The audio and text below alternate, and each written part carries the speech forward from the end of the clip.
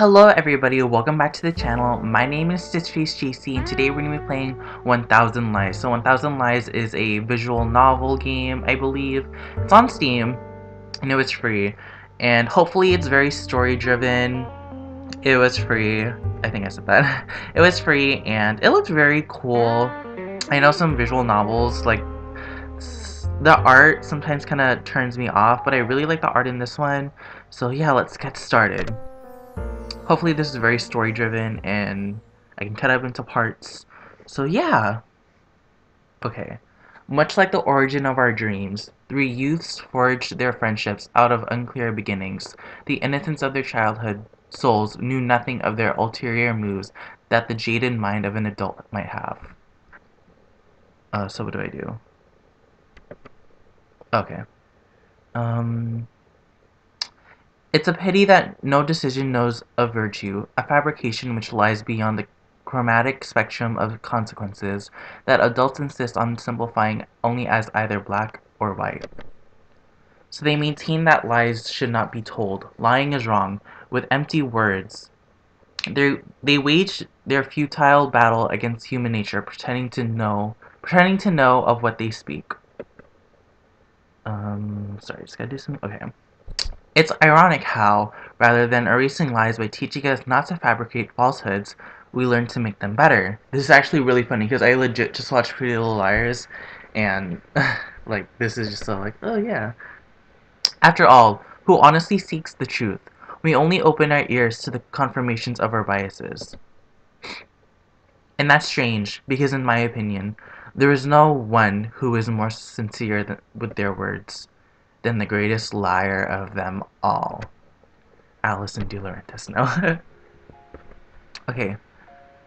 Notes fall readily from my memory and onto the piano keys at my fingertips, recreating the trite sounds of Maestro Debussy's esteemed melody. I played for no attentive listeners, in no grand auditorium. Only one man fell within earshot of my tune. As weak with his words as with his posture, he shifted his eyes about in a mixture of fear and doubt. Even if I were to close my eyes, I could draw his features in the void with nothing more than my memories. Every feature, every pulsing movement, the signs on his face that age had yet to win its long battle against his youth. I can still taste the crisp, bittersweet flavor my mind gave to the air on the day I found him, staring so intently at the starry sky, as if he wanted to leave the rest of the world behind. That infamous night, quietly overseen by Maestro Debussy, would change everything forever. Ooh.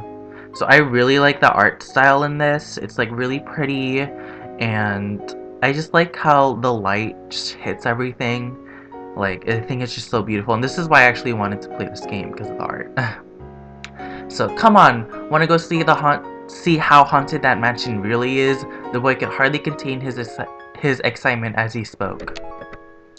His two friends, his only audience, frowned in response, reluctant to give him their answer.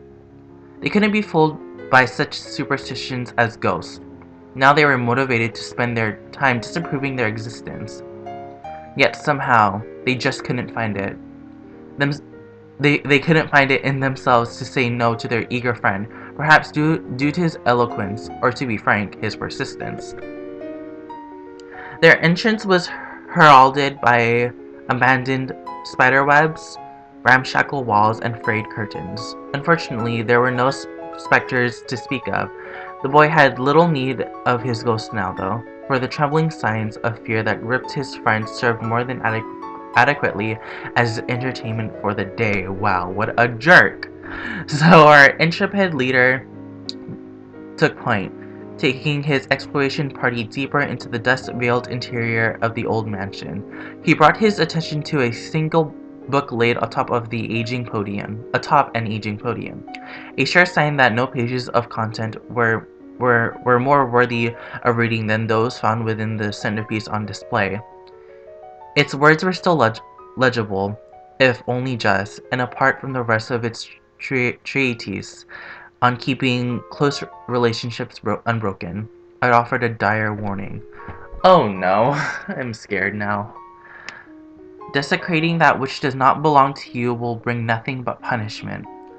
That which you love will inevitably become the greatest of your fears when, during size, I don't know what that means. I don't know how to say that, guys, sorry. When, during the thing, three elements must become two, which one will you discard? Ooh, deep. If it had been a spell from a witch's book, the three youths lacked the knowledge to understand it. Nonetheless, they would soon regret having brought life to the words upon the page. From out the darkness, shackles appeared and bound the three together with unbreakable chains that only they could see, doomed to keep each other's company internally. Whoa. Hey, do you think I could learn to play the piano? Are you serious? Why should I bother to teach you? You've had more time to learn than I have. No, that's not what I meant. I was just curious. It's a simple question with a long and complicated answer. So here it is. No. What? Why not? Do you really need me to spell it out for you? You're the expert. It shouldn't be hard to tell me what's wrong. What's wrong? Oh, where do I begin? For example, those sausage links you call your fingers. You think there's any instrument that would accommodate you? Wow, what an a-hole. It sounds like you're just trying to make me go away. I've never heard of anyone not being able to play piano for such a stupid reason. I suppose that depends on your goals. You can bang away at the keys to your heart's content, for example. You're not very good at this pep talk thing, you know? Wow, that pianist is really rude. It was a strange spell which bound the three youths together. Should they try to spread it out and seek their own paths? The chains on their legs would grow tighter, keeping them together. But if two of them agreed to stay close to each other, they can grant the third person an extended length of distance. The links in the chains were uninterrupted by obstacles. They only enforced the proximity by which its prisoners must be held. Still, they could find a way to live with their curse, and none but themselves being the wiser to it.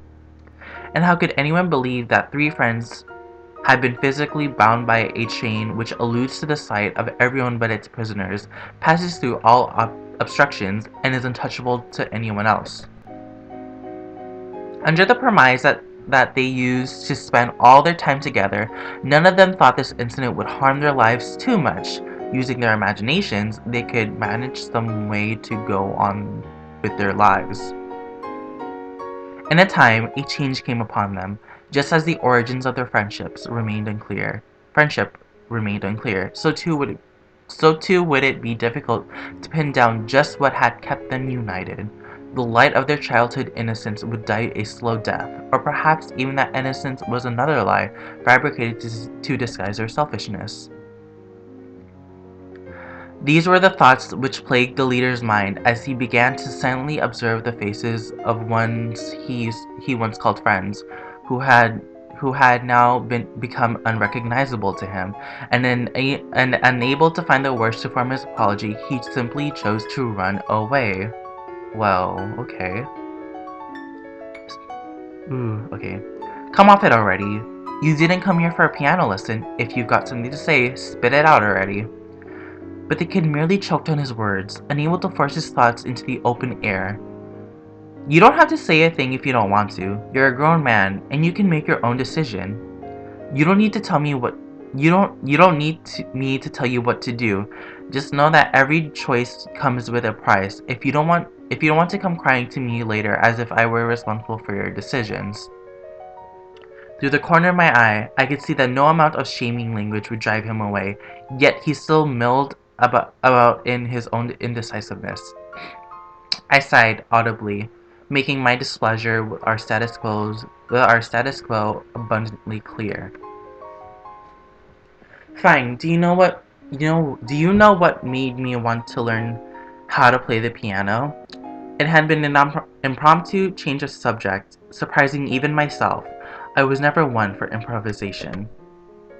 Bringing it close to the piano's melody, I pushed myself away from the keys. I raised my hands up, as if to display them alongside my words. I'll tell you what spurred me to play this instrument. It was after someone told me the most discouraging thing.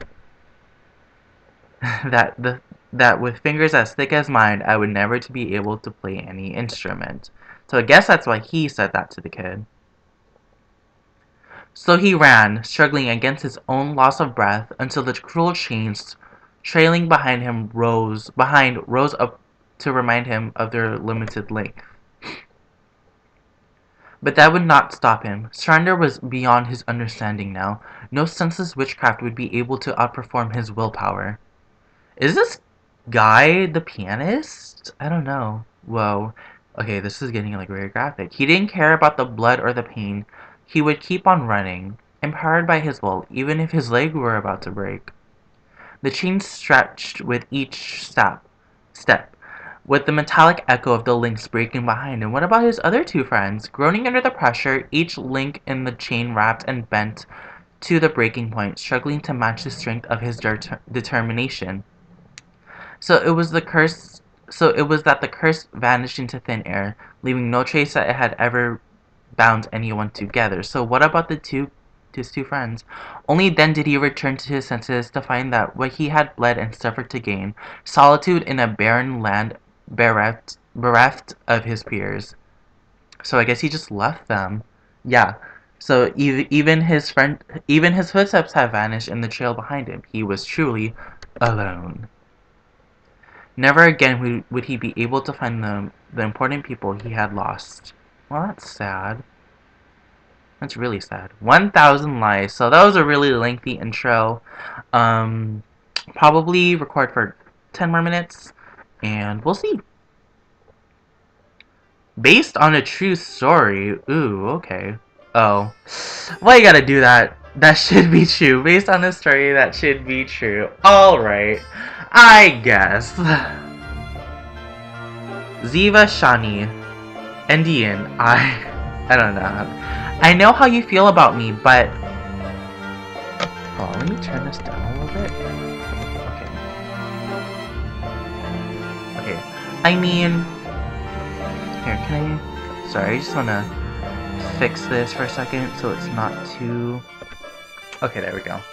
We spend a lot of time together. It's fun being with you, but... Like, you're such a great friend, so it'd be better not to lose that. Is she, like, stuck up or something? Because, like, she says light, and I'm just like, Maybe I should give my characters accents. I don't know. I'm sorry, Indian. I think it's Indian. I don't know what I'm saying. Why did you have to confess to me here, and now? It's not you, it's me. Is that what you wanted to say? Oh, this is me now. I guess. I think that's me. But the truth is that until now, I was your second choice. The backup in case the first didn't pan out. Ooh, am I wrong? Ooh, is she a hoe? Okay, no. It's not like that, I swear. That's precisely the issue, Ziva. I'm tired of hedging my words with you, with everyone. I know that nothing could ever be the same after confessing, after expressing how I felt. I thought you would accept my feelings and I was happy. I couldn't believe that. Someone like me could connect with another person. Although now, I see it was all fake. I've been thinking about it and now it's clear to me.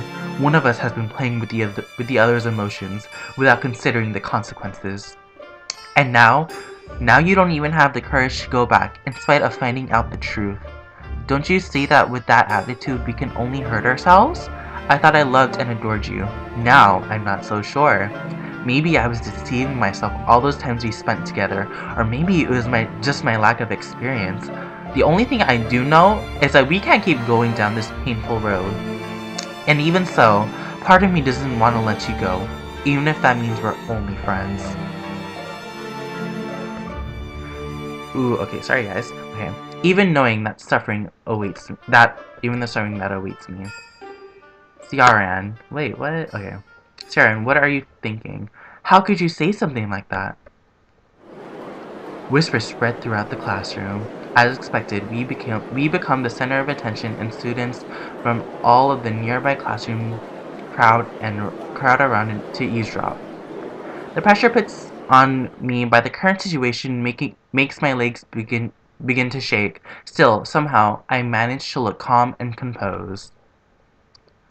Ooh. Ziva, Ciar.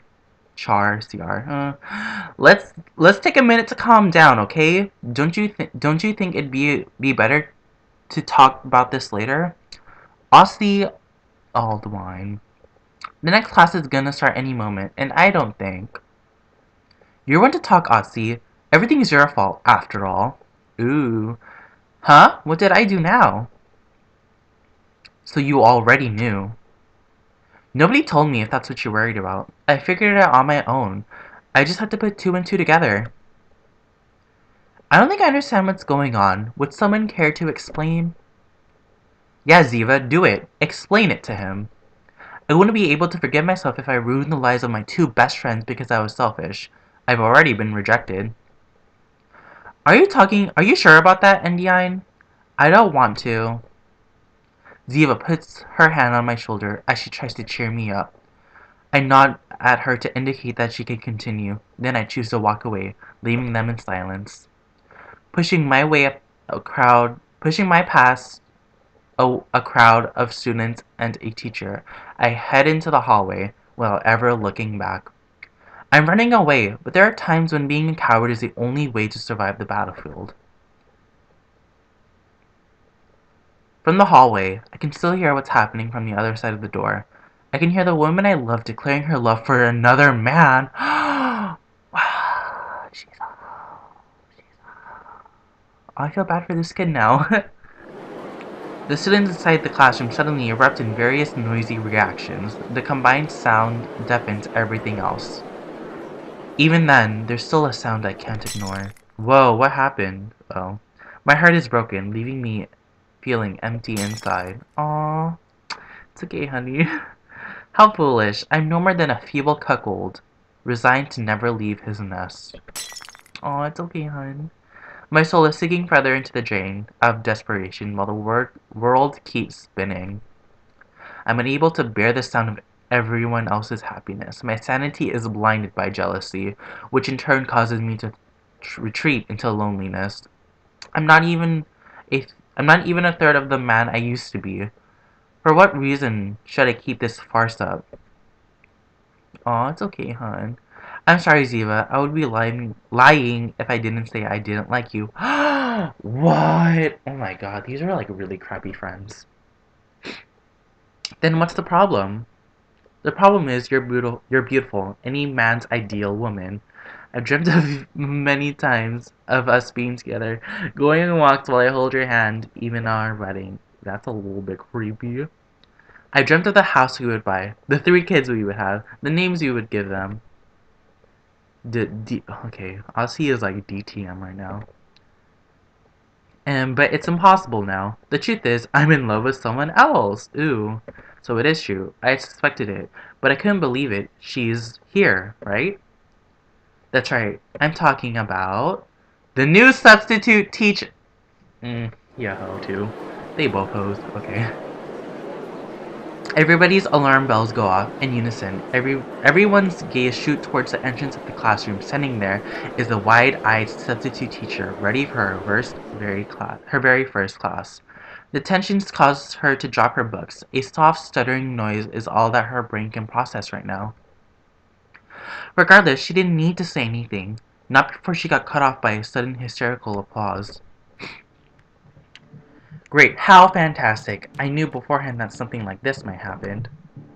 The silence is deafening. You can see the pity growing on everyone's faces. It feels as if the Grim Reaper himself has sentenced them all into an ill fate. Okay, wow, this music's really intense. Okay. You had to confess before Aussie did. Both of us knew what he had been planning, and about his unrequited love for the teachers, and that the rest of the class hadn't even met yet, sorry. That's why we had to move on ahead, you out of fear, and I out of despair. My words, parted by the sound of my breathing and accompanied by the sound of my steps, crashed down upon Ziva as I walked to my desk. Although the weight of our actions is crashing down upon her shoulders, Ziva manages to rise up again, purely out of self-pity. Despite knowing that you still took the risk, I don't understand you, Endine. Okay, I'm gonna call him Endine now. I don't know. Endine. I don't think I ever will. In the end, it seems the two of us had the same goal. I guess we're more alike than I thought. No, we aren't alike. My hand clumsily reached for something to grasp until I can clutch something, while my face twists into a distorted smile. I convince myself that this time I'll really win and I won't let go. I can prove to you that my love is real. Ooh, okay, I can show you just how strong my resolve is, Ziva. What? What? The scissors. He grabbed the scissors. Don't do this, Yar. We can still talk this over. What is he doing? Engai, no! What is he gonna do? What?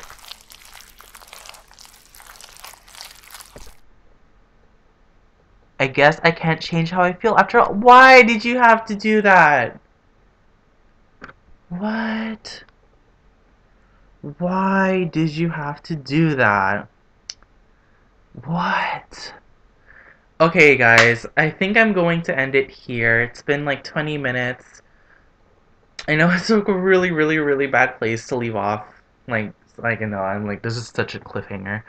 But, oh my gosh, this is so crazy, and it's only the first episode. I tried killing myself over a girl. Just don't do that, guys. But thank you all for watching. I hope you all enjoyed. Hit the subscribe button if you want to see more from me, and also to hit the like button, and I'll see you all later. Bye!